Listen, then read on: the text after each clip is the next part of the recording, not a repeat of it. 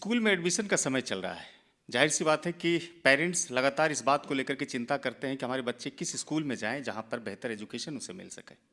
बहुत सारी स्कूल की बहुत सारी प्रॉपर्टीज़ होती है, लेकिन उस प्रॉपर्टीज़ को पेरेंट्स जान नहीं पाते हैं। तो आज इस वीडियो में एक अच्छे स्कूल की क्या प्रॉपर्टीज़ होनी चाहिए, इस पर चर्चा करेंगे। तो हमारे साथ आज खास मेहमान है इस वीडियो में, new horizon group of education की चेयरपर्सन डॉक्टर समीना रहबरी, जो कि भागलपुर में पिछले 32 सालों से 30 सालों से लगातार स्कूल चला रही हैं। और अब स्कूल के साथ साथ डीएलएड कॉलेज, बीएड कॉलेज, और अब ये भी सुनने में आ रहा है कि हाल ही में नर्सिंग कॉलेज भी यहाँ पर खुलने जा रहा है।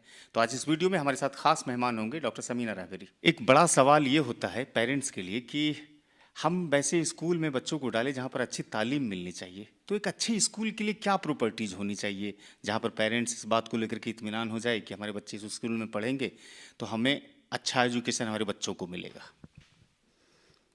बहुत बहुत शुक्रिया आपका कि आपने बहुत ही रेलिवेंट और जो बच्चों को फ़ायदा पहुंचाएगा उस टॉपिक पर एक हमारी सोच को आपने एक सामने लाने की कोशिश की, रिक्वेस्ट किया। तो मुझे लगा कि जिससे फ़ायदा न सिर्फ बच्चों को बल्कि पूरी सोसाइटी को, हमारे मुल्क को हो, तो मैं अगर थोड़ा सा भी उसमें कुछ बता पाऊँ तो बहुत बड़ी बात होगी। जहाँ तक मेरा मानना है कि छोटे बच्चे, उनका जहन बिल्कुल ही कोरा होता है। आप उसे जो तालीम देंगे, आप उन्हें जो समझाएंगे, आप उन्हें जो बताएंगे, आप उन्हें जो पढ़ाएंगे, वही बुनियाद जो पड़ती है वो ज़िंदगी भर वो बुनियाद उनके साथ चलती है। पेरेंट्स को मेरे ख़्याल से सबसे पहले ये सोचना चाहिए कि जब बच्चों की बोलने की सलाहियत जब शुरू होती है, तरबियत वहीं से शुरू कर देनी चाहिए पेरेंट्स को। इसलिए कि सबसे पहले जो उनकी पहला स्कूल जो होता है वो माँ की गोद होती है, माँ बाप की तालीम होती है, घर का माहौल होता है, कल्चर होता है। सबसे पहले शुरुआत तो वहाँ से करनी चाहिए। जब बच्चा स्कूल नहीं जाने के लायक होता है, जैसे ही वो 4-4.5 साल का होता है, पेरेंट्स को ये फ़िक्र होती है कि मैं अब अपने बच्चे को स्कूल में कहाँ एडमिशन कराऊं। मेरा ये मानना है कि हर एक स्कूल, संस्था, उसकी जो शुरुआत होती है कहीं ना कहीं उसकी आइडियोलॉजी होती है।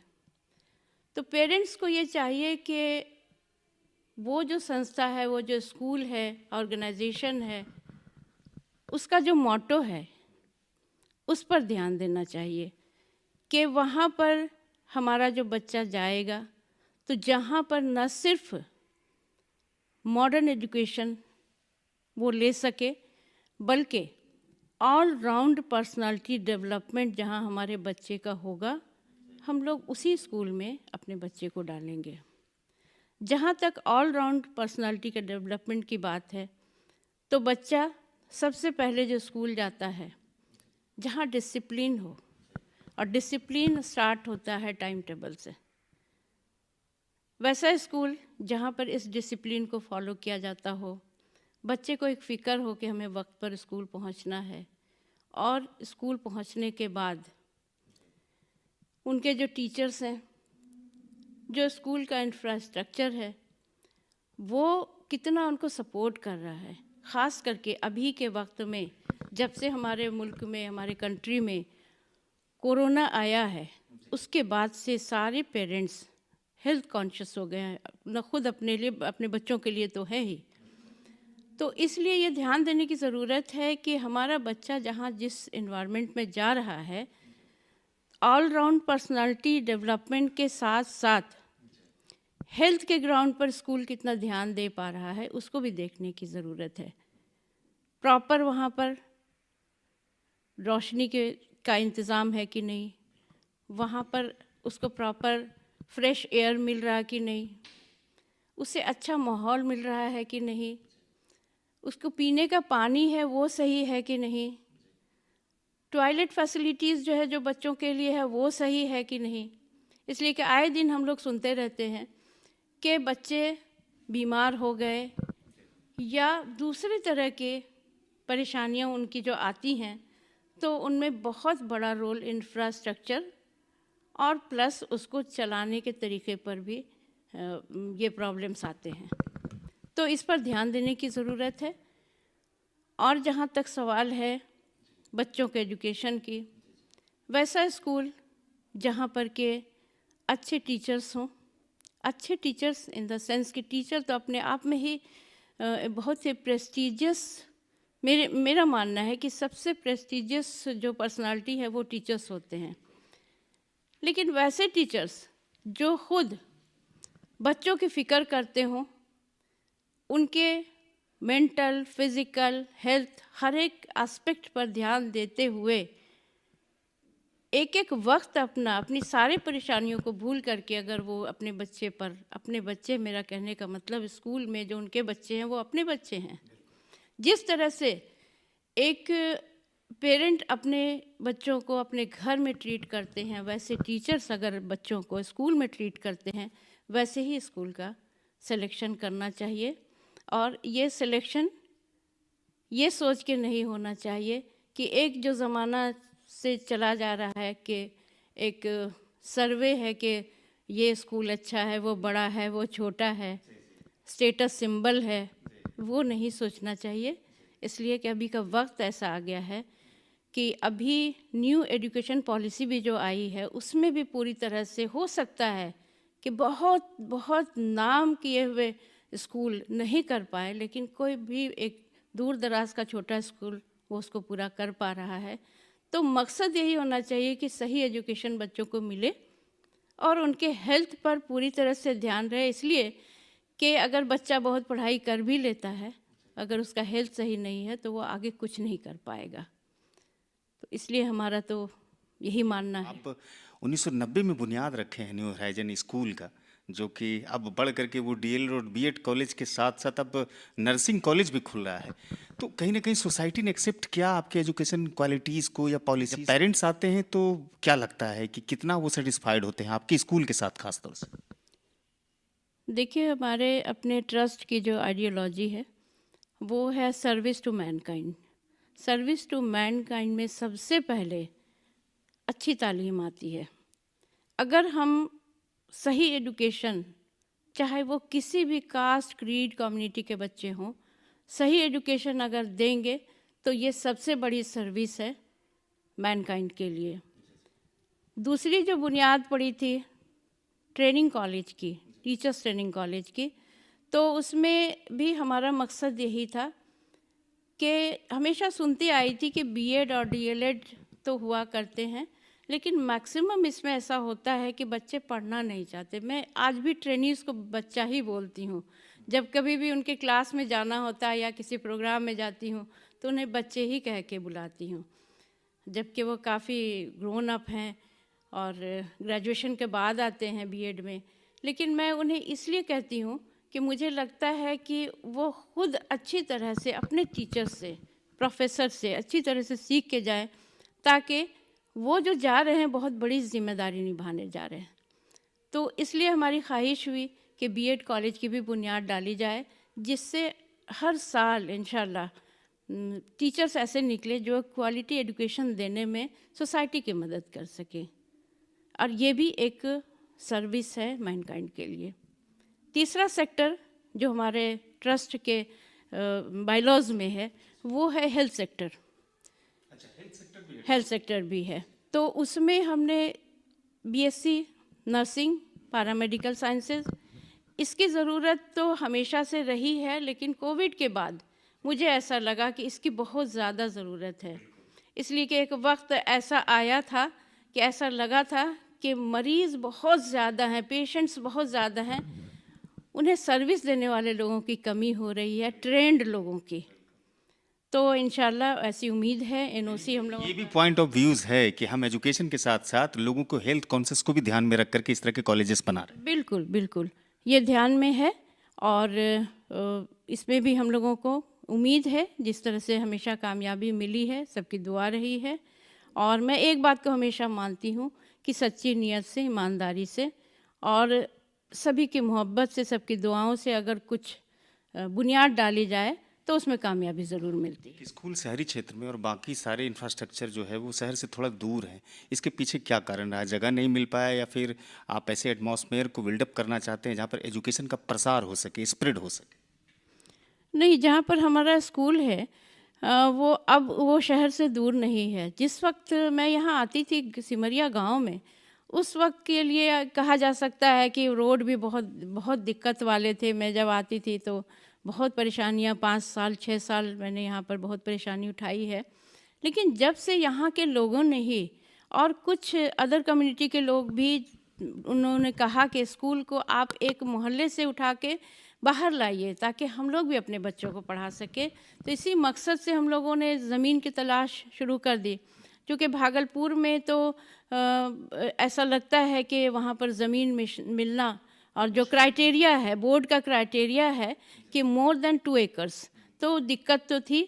और हम लोगों को फिनेंशियली भी सोचना था, इसलिए कि ऐसा कुछ नहीं था कि पहले बहुत सारी दौलत आ गई है और उससे एक काम शुरू करते हैं। ये काम नहीं था, ये एक जुनून था, ये एक मिशन था।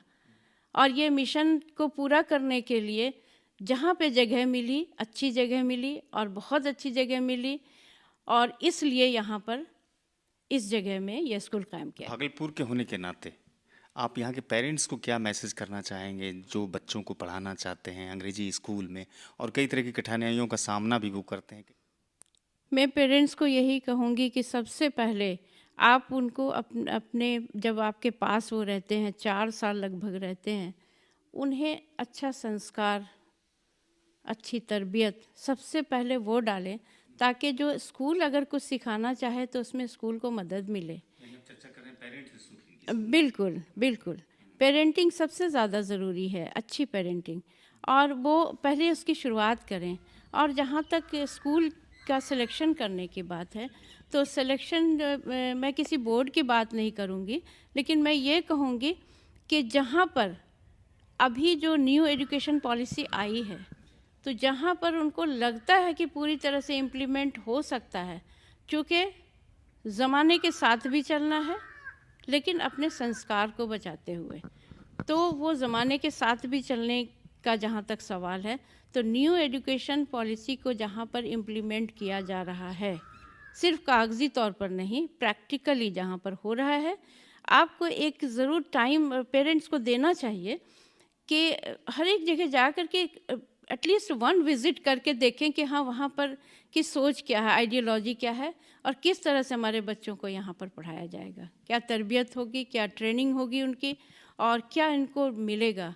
इसलिए कि बच्चे लोग ऐसे कहते हैं कि शहर में है बहुत बहुत ज़्यादा मतलब कि वहाँ पर उनको रिसोर्सेज है, लेकिन आज हमारे यहाँ मैं देख रही हूँ कि हमारे गांव का बच्चा, उसने आईआईटी कर लिया। वो कैसे कर लिया? एक बच्चा जो हमारे वहाँ भागलपुर में रह के, वो काफ़ी दूर दराज का था, उसने आईआईटी निकाला, वो कंपटीशन से निकाल लिया और उसने वादा किया है कि मैं कभी न कभी यूपीएससी करके आपको दिखाऊंगा। तो वो कैसे हुआ? वो पॉसिबल है। जो अल्टीमेट एक गोल होता है गार्जियन का कि ये बहुत कामयाब डॉक्टर बने, इंजीनियर बने, आईएएस बने, लेकिन सबसे पहले एक सही इंसान उसको बनना होगा और वो शुरुआत माँ बाप से ही होगी। बहुत सारे स्कूल खुलते हैं तो जाहिर सी बात है कॉम्पिटिशन्स भी बहुत सारे होते हैं और ज़्यादातर स्कूल खोलने वाले लोगों की मंशा यही होती है कि जितना हो सकता है धन कमा सके। कहीं ना कहीं शिक्षा तो सेवा का शर्त पूरा करता है, कहते हैं कि एजुकेशन जो होता है वो एक सर्विस है। आप कैसे देखते हैं इस आंधी में जहाँ लोग पैसा कमाने की होड़ में सबसे तेज भाग रहे हैं, न्यू होराइजन की डायरेक्टर कहाँ देखती है अपने आप को? पैसा कभी भी हमारे लिए कभी भी कोई मकसद नहीं रहा पैसा कमाने का, इसलिए कि अगर ऐसा होता तो कुछ दिनों का हमारा एक्सपीरियंस वर्ल्ड बैंक के एक प्रोजेक्ट में, बहुत बड़े प्रोजेक्ट में था जिसमें मैं इंचार्ज थी भागलपुर और बांका की। अगर मैं चाहती तो पैसा तो बहुत ज़्यादा कमा लेती। मैंने वैसा पैसा तो नहीं कमाया, लेकिन सबकी दुआ और सबकी खुशी और एक अपने आप में ये सेटिस्फेक्शन है कि जिस मकसद से हम लोग चले थे और मेरा जो जुनून था वो लगातार पूरा हो रहा है। ठीक है, परेशानियां आती हैं, आई हैं, हालात बदलते हैं, माहौल बदलता है, लेकिन उससे घबराना नहीं चाहिए। पॉजिटिव सोच हमेशा पॉजिटिव ही माहौल पैदा करता है, ये मेरा यकीन है। और सारे जुड़े हुए लोग जो कि फैमिली मेम्बर्स कहलाते हैं, सभी लोग ऐसा ही सोचते हैं। आखिर में एक सवाल, अभी चूंकि एडमिशन का समय चल रहा है तो बहुत सारे पेरेंट्स जो होते हैं वो फाइनेंशियल क्राइसिस भी झेलते हैं, बच्चों को पढ़ा नहीं सकते हैं। तो वैसे गरीब बच्चों के लिए क्या न्यू होराइजन किसी तरह का कोई फैसिलिटीज़ रख रहा है, प्रोवाइड करवा रहा है?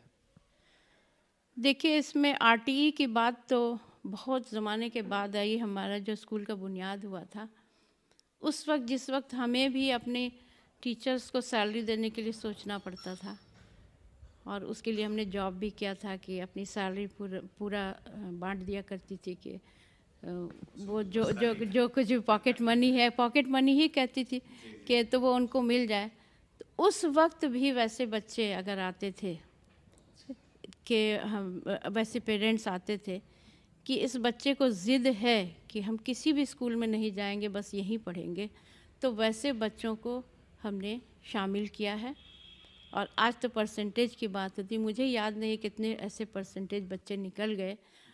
और अब तो सबकी दुआ से, ऊपर वाले की मदद से ऐसा है प्रोविज़न कि अदर देन 25% भी अगर कहीं पर ज़रूरत महसूस होती है बच्चों को हायर एजुकेशन में या फिर स्कूलिंग में, कॉलेज में, इवन कि कॉलेज में, जबकि बीएड एक प्रोफेशनल कोर्स है, यहाँ पर भी हमारे बिल्कुल बिल्कुल। क्योंकि एक बड़ा आरोप इंग्लिश मीडियम स्कूल पर मैडम लगता रहा है कि पब्लिकेशंस की बात करें, बुक्स की बात करें तो इस मामले में बड़ा घालमेल होता है। तो आप क्या इस पर मेन फोकस रखते हैं? कहते हैं मोटा कमीशन मिलता है स्कूल को, इसलिए फालतू पब्लिकेशंस होते हैं उसको अपने स्कूल के पैटर्न में, पाठ्यक्रम में लागू करवा दिया जाता है, खासतौर से बुक्स को लेकर के। मैं अभी दावे के साथ कह सकती हूँ कि 32 साल स्कूल को हो गए, आज भी हमारे यहाँ एक मीटिंग हो रही है, एक वर्कशॉप हो रहा है जिसमें सारे टीचर्स को बुलाया गया है। टीचर्स को बुलाया गया है और टीचर्स का नंबर कभी भी कोई नहीं मांगने की कोशिश करते हैं, इसलिए कि टीचर्स को यहाँ पूरी आज़ादी है कि जो बुक चलनी चाहिए, जो अच्छी है, जो बच्चों के लिए फ़ायदेमंद होगी, उसी का सिलेक्शन होता है। कमीशन बेस नहीं होता, कभी नहीं होता। और मेरा ये दावा है कि कोई भी पब्लिशर ये कह दे कि हाँ यहाँ पर बात मैडम ने कमीशन की तब फिर हमारे बुक को रखा, ऐसा आज तक नहीं हुआ और ना होगा कभी। शुक्रिया बातचीत के लिए और समय देने के लिए, बहुत बहुत शुक्रिया आपका। शुक्रिया। तो ये डॉक्टर समीना रहबरी थी जो न्यू हॉरिजन एजुकेशन ट्रस्ट की डायरेक्टर है, फाउंडर भी हैं। बड़ी ही बेबाकी तरीके से कहा कि स्कूल खोलने का मकसद धन कमाना नहीं है बल्कि सर्विस करना है। जाहिर सी बात है कि एक 32 साल का स्कूल है हमारे पास, तो समाज के प्रति हमारी जिम्मेदारी भी बनती है, उत्तरदायित्व भी बनता है। गरीब बच्चों के दाखिले को लेकर के उन्होंने कहा कि जो नई एजुकेशन पॉलिसी आई है इसमें राइट टू एजुकेशन के तहत 25% हम गरीबी रेखा से नीचे बच्चों को एक्सेप्ट करते हैं अपने स्कूल में। ना केवल स्कूल में करते हैं बल्कि जो हमारे पास बीएड कॉलेजेस हैं वहाँ पर भी ये सुविधाएं हम देते हैं। बातचीत अगर अच्छी लगी हो तो साझा कीजिएगा, चैनल पर जाकर के सब्सक्राइब कर दीजिएगा। फेसबुक पर पेज है, वहाँ जा करके आप मुझे फॉलो और लाइक ज़रूर कर सकते हैं।